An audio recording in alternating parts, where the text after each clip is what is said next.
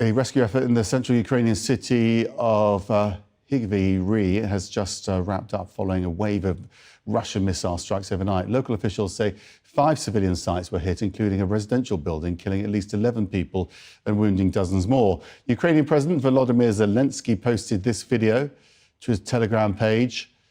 Kyiv, meanwhile, is claiming more gains in the south as fierce fighting continues both there and in the eastern Donetsk region. CNN's Sam Kiley joins me live from Kyiv. How would you describe this phase of the counter-offensive, Sam? Well, Max, what we've seen in Krievi is more of the Russian attempts, which go back to day one of the war, really, of targeting civilians, this time, excuse me, in the central Ukrainian city, a big industrial city with a very important steel industry, water reserves, generating capabilities and so on.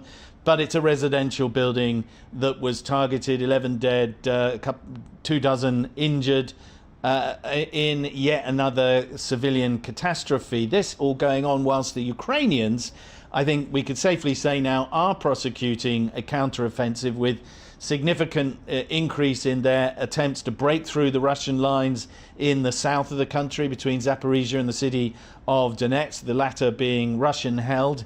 There have been reports of incremental advances into that area by Ukrainian troops using a lot of the equipment that they've been donated by NATO, and inevitably some losses both of personnel and of that equipment. And at the same time, there is a perhaps connected, but I think unconnected, advance being conducted by the Ukrainians south of Bakhmut. I think that has been an opportunity where the Russians have been folding up in the face of Ukrainian counterattacks in part of the ebb and flow of the fighting that's been going on there. But inevitably, they will no doubt take advantage of that, the Ukrainians, and incorporate it into their planning for this wider offensive, which I think now is underway. We're not seeing the full onslaught yet. There's a lot of Ukrainian reserves, a lot of NATO-type weapons still yet to be thrown into the fray. But they also say that this privately is going to be a long and bloody campaign, and they do anticipate